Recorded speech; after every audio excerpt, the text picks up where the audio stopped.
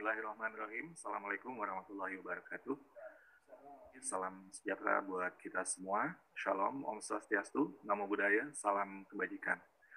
Yang saya hormati Pak Deputi SDM Aparatur Kemenpan RB, Pak Dr. Alex Denny, Dirjen Keuangan Daerah Kemendagri, Pak Dr. Agus Fatoni, Dirjen Perimbangan Keuangan Kemenkeu, Pak Dr. Astra Primanto Bakti, Deputi Sinka, Badan Kepegawaian Negara, Bapak Dr. Suharmen, para sekretaris daerah, kepala BKD dari seluruh pemerintah daerah, provinsi, kabupaten kota seluruh Indonesia, dan hadirin yang berbahagia, Pak Aba. Dan pertama-tama tentunya kita mengucapkan puji syukur kepada Tuhan Yang Maha Esa. Pada saat ini kita bisa berkumpul dalam keadaan sehat walafiat, dan semoga kita semua tetap semangat dan sehat dalam menjalankan semua amanah yang kita emban. Ibu Bapak yang saya hormati, pada hari ini merupakan hari yang mungkin sudah ditunggu-tunggu, seperti tadi yang sudah disampaikan oleh Pak Deputi, Pak Aba, dan semua dari kita di sini sudah ingin melakukan langkah sesuai dengan aturan atau regulasi baru untuk penyelesaian guru honorer menjadi ASN P3K dengan adanya Permenpan RB 20 2022. Maka dalam hal tersebut, saya sebagai Direktur Jenderal Guru dan Tenaga Pendidikan dari Kemendikbudristek akan memberikan sedikit pemaparan untuk menjelaskan utamanya nanti latar belakang dan kemudian juga mekanisme yang akan kita lakukan sesuai dengan Permenpan yang baru tersebut. Silakan, ya. Baik, lanjut saja.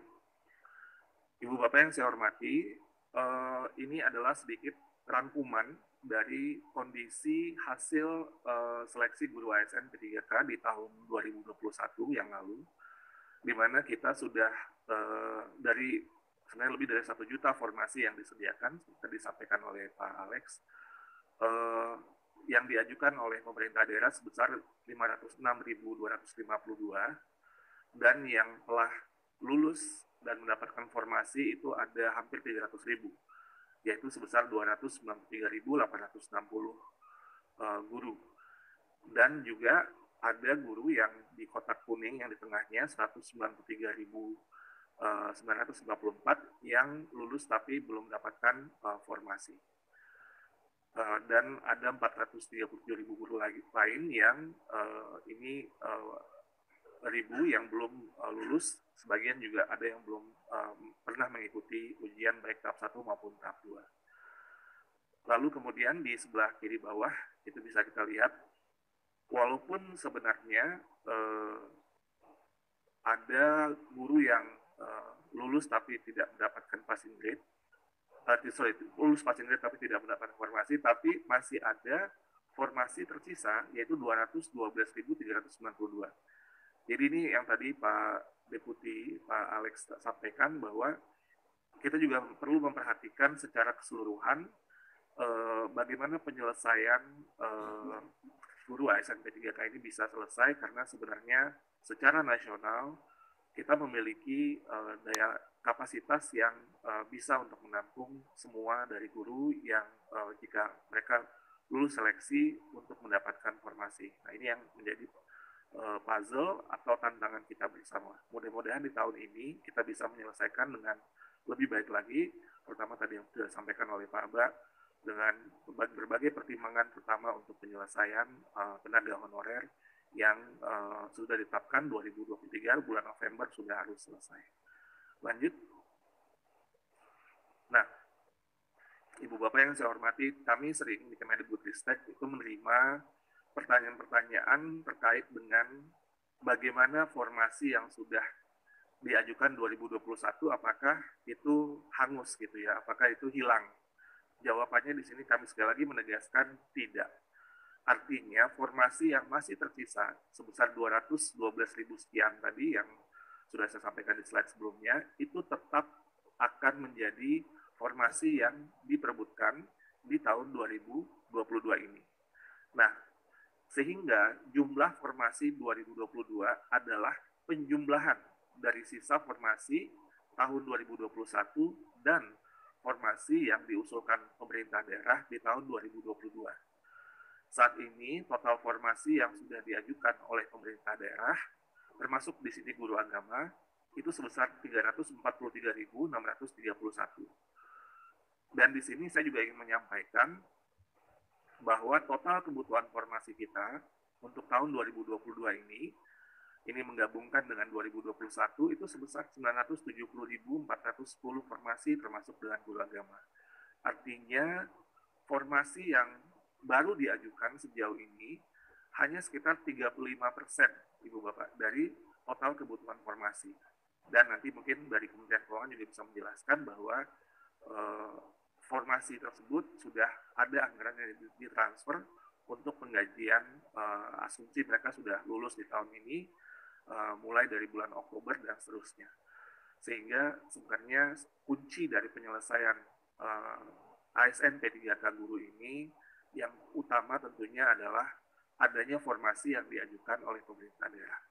Jadi ini menjadi sekali lagi menjadi kunci untuk penyelesaian guru ASN P3K, dan kita bisa melihat bahwa masih ada 65% lagi formasi yang perlu untuk diajukan supaya kita bisa memenuhi kebutuhan guru di seluruh Indonesia, dan juga sehingga anak-anak murid kita juga bisa mendapatkan layanan yang bagian dari layanan dasar secara baik. Jadi ini sebenarnya bukan saja pemenuhan secara kepegawaian, tapi juga layanan yang kita berikan, terutama untuk mendukung pendidikan yang bisa dijangkau oleh semua lapisan masyarakat dan anak-anak kita, sehingga kedepannya SDM kita bisa berkembang dengan lebih baik.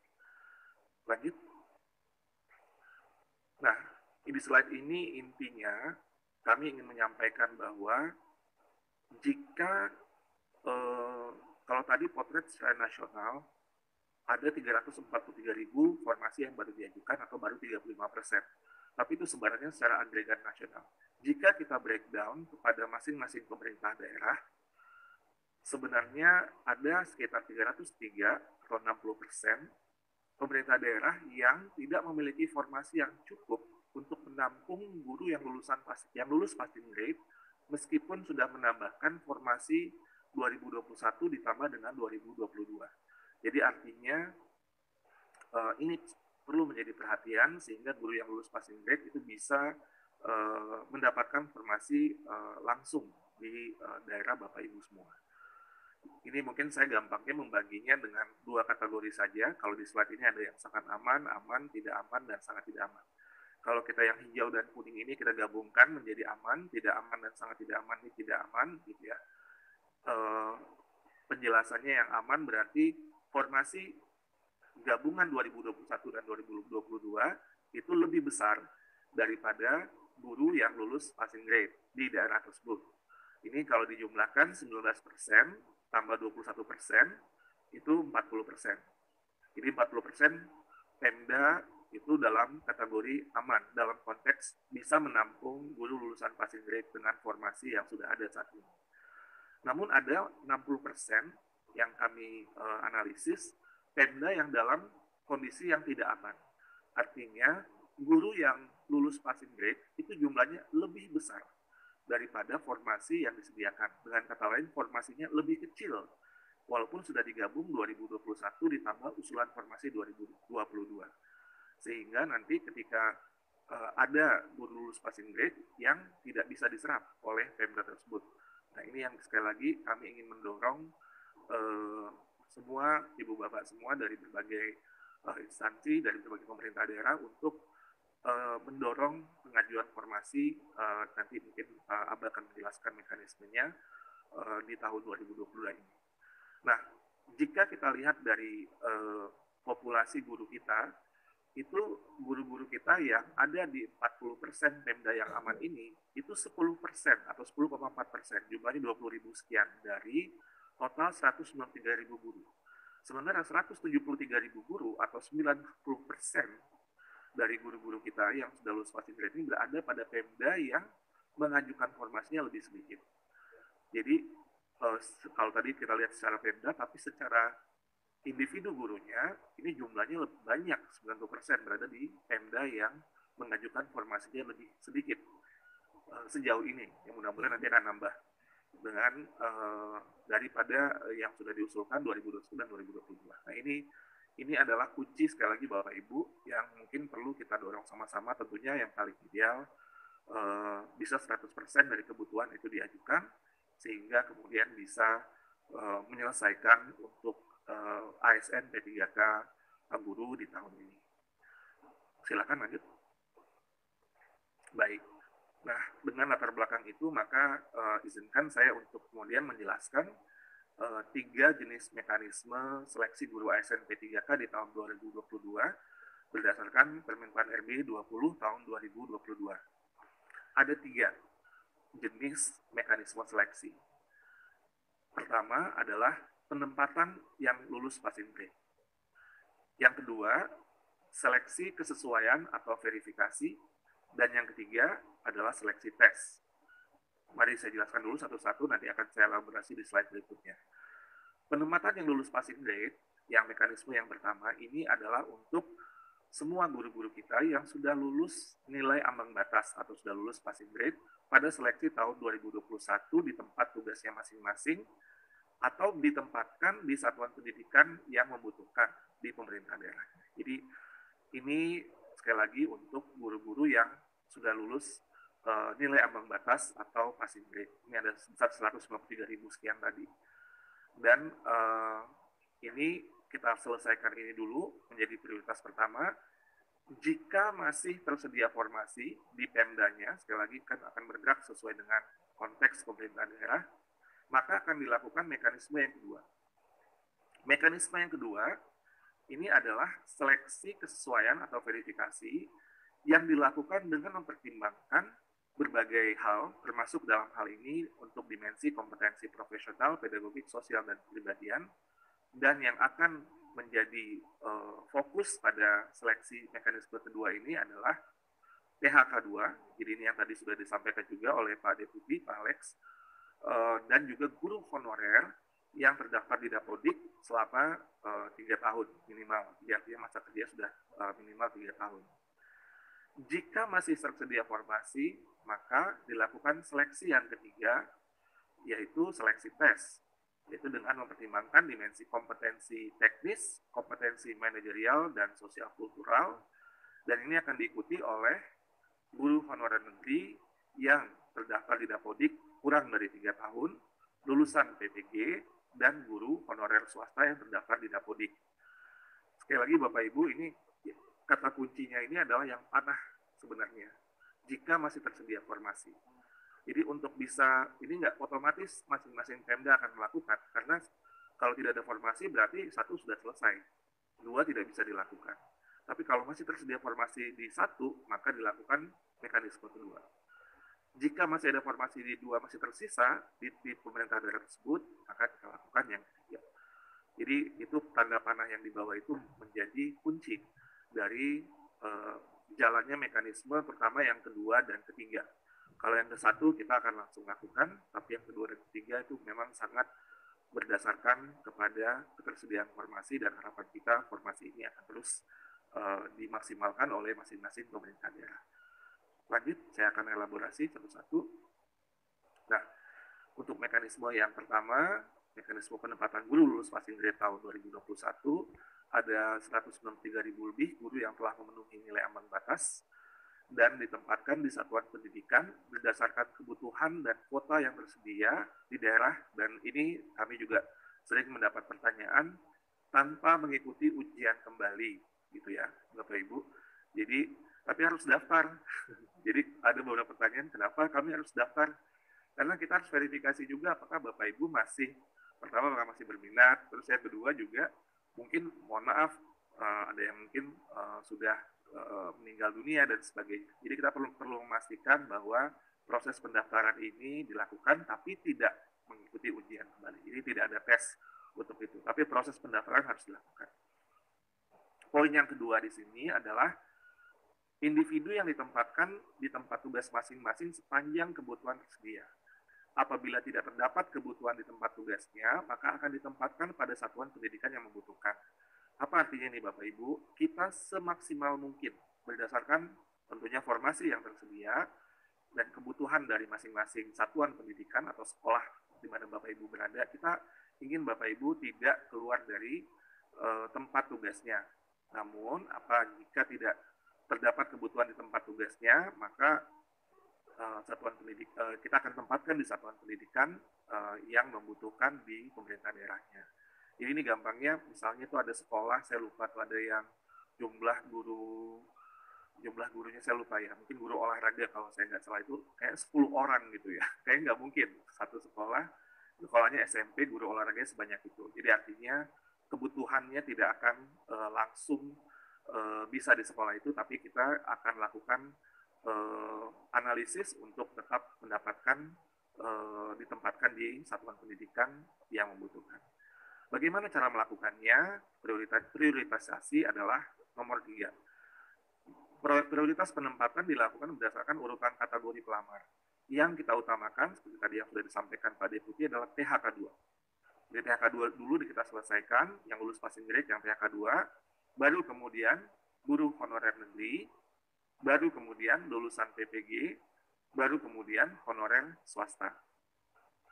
Nah, lalu kemudian juga pada masing-masing kategori, poin yang keempat, juga kita lakukan juga. Jadi misalnya PHK 2 atau honorer negeri dan sebagainya, kita lakukan siapa yang mendapat prioritas yang lebih awal. Pertama, kita lakukan berdasarkan nilai yang diperoleh pada hasil seleksi 2021. Kan ada kompetensi teknis, manajerial sosiokultural, wawancara, dan juga ada dengan usia. Nah, di sini kita juga bisa melihat, pertama kita lihat dulu kompetensi teknisnya. Siapa nilainya yang lebih tinggi, itu yang akan lebih diprioritaskan. Baru kemudian manajerial sosiokultural, filter kedua, filter ketiga nilai wawancara, dan filter keempat berdasarkan usia. Jadi ini akan kita lakukan proses mekanisme penempatan lulus passing grade. 4 poin ini menjadi poin yang utama. Oke, jadi nah itu tanda panah yang di kanan bawah Bapak Ibu, itu jika pada seleksi masih tersedia informasi, kita buka seleksi untuk mekanisme yang berikutnya, yaitu silakan slide berikutnya. Mekanisme yang kedua, seleksi kesesuaian atau verifikasi bagi pelamar PHK 2 dan guru honorer sekolah negeri minimal 3 tahun bekerja dan terdaftar di Dapodik. Di sini, pertama, kita lakukan bagi guru yang lulus passing grade, jika masih tersedia formasi. Lalu seleksi di sini adalah pertama, kita lihat apakah kualifikasinya linear apa tidak. Jadi ini perlu kita pertimbangkan kualifikasi yang diampu oleh guru tersebut. Misalnya kualifikasi akademik atau diploma 4 dan juga memiliki sertifikasi pendidik, kita lihat linear apa tidak dengan mata pelajaran yang dilamar. Lalu kita juga mempertimbangkan dimensi untuk kompetensi yang dimiliki oleh gurunya secara baik itu profesional, pedagogik maupun sosial kepribadian, dan juga verifikasi kinerjanya. Apakah mereka indikatornya misalkan memberikan orientasi pelayanan, komitmen, inisiatif kerja, dan kerjasama. Dan yang terpenting di sini, yang ini yang paling penting yang perlu ditekankan adalah background check atau pemeriksaan latar belakang. Kita harus melakukan verifikasi bahwa untuk menjadi guru jangan sampai terlibat hal-hal yang tentunya tidak mencerminkan sebagai profesi guru. Misalnya melakukan perundungan, kekerasan seksual, penyalahgunaan narkotika dan sebagainya, dan juga intoleransi. Jadi ini akan kita lakukan mekanisme untuk verifikasi hal-hal tersebut. Dan yang terakhir adalah seleksi wawancara untuk mempertimbangkan aspek integritas dan moralitas. Jadi ini nanti mekanismenya akan kita buat dengan cara yang lebih memudahkan, karena seperti yang tadi disampaikan oleh Pak Deputi, kita perlu untuk mempertimbangkan banyak hal dalam memastikan layanan kepada murid-murid kita itu tetap dapat berlangsung dengan baik dan lancar, dan juga bagaimana kita menyelesaikan permasalahan secara big picture untuk kedepannya. Kita akan melakukan pengetatan dari segi mekanisme atau seleksi yang kita lakukan untuk guru-guru kita. Nah, kembali lagi di sini tanda panah yang paling kanan bawah itu, jika pada seleksi ini masih tersedia formasi, kita akan buka seleksi selanjutnya, yaitu silakan. Yang ketiga adalah mekanisme seleksi tes bagi pelamar umum. Nah, seleksi ini dilaksanakan jika masih ada kuota formasi P3K guru sesuai dengan setelah seleksi kesesuaian atau verifikasi tadi yang kedua tadi kita lakukan. Seleksi ini menggunakan sistem computer assisted test atau tes yang berbasis komputer yang dilakukan dengan sistem ujian nasional berbasis komputer. Di sini sebenarnya mekanisme ini sama dengan mekanisme yang tahun lalu, di mana ada kompetensi teknis, manajerial sosiokultural, pertanyaan wawancara yang dijawab secara tertulis, ada butir-butir soalnya, ada waktunya, total ada 140 sampai 160 butir soal tergantung pada mapel, dan waktu totalnya 170 menit atau sekitar hampir 3 jam, dan keseluruhannya kompetensi teknis bobotnya 60%, manajerial sosiokultural dan wawancara 40%. Ini ditujukan pertama sekali lagi jika masih tersedia formasi dan pelamar tesnya adalah mereka yang sudah menjadi guru honorer di sekolah negeri kurang dari 3 tahun dan terdaftar di Dapodik, lulusan program pendidikan profesi guru, dan juga guru honorer di sekolah swasta yang terdaftar di Dapodik. Lanjut. Baik, Ibu Bapak sekalian, yang tadi sudah disampaikan oleh Pak Asisten Deputi, Pak Aba, bahwa kami menyediakan layanan help desk yang dapat digunakan untuk jika pertanyaan-pertanyaan lebih lanjut nantinya, jika ada yang ingin mendapatkan informasi yang lebih detail, di sini bisa ada call center, ada telegram, atau bisa juga melalui portal bantuan. Jam operasionalnya dari jam 7 pagi sampai jam 8 malam. Jadi Bapak Ibu ini juga silakan dimanfaatkan juga. Namun juga kami juga menyampaikan, tadi sudah disampaikan oleh Pak Amba, akan ada rapat koordinasi lanjutan yang mungkin lebih teknis, yang nanti akan lebih banyak kita bahas untuk diskusi lebih mendalam tentang bagaimana melakukan mekanisme-mekanisme tadi sesuai dengan konteks Pemda yang ada di Bapak Ibu masing-masing. Tapi sekali lagi saya menegaskan bahwa kuncinya di sini adalah tentunya pengajuan formasi semaksimal mungkin, karena itulah yang sebenarnya akan sangat membantu para guru-guru kita untuk mendapat kesempatan menjadi ASN P3K, sehingga mereka dapat memberikan layanan yang lebih baik, karena secara kesejahteraan mereka mendapat jaminan yang lebih baik, dan juga secara pekerjaan juga mendapat perlindungan yang lebih baik, dan juga secara kesempatan untuk melakukan peningkatan kompetensi juga akan semakin baik. Ujung-ujungnya layanan dasar yang paling mendasar yang kita bisa sediakan untuk seluruh anak-anak kita juga bisa semakin baik ke depannya. Demikian yang dapat saya sampaikan. Terima kasih. Mohon maaf atas salah-salah kata. Wabillahi taufiq wal hidayah. Wassalamualaikum warahmatullahi wabarakatuh.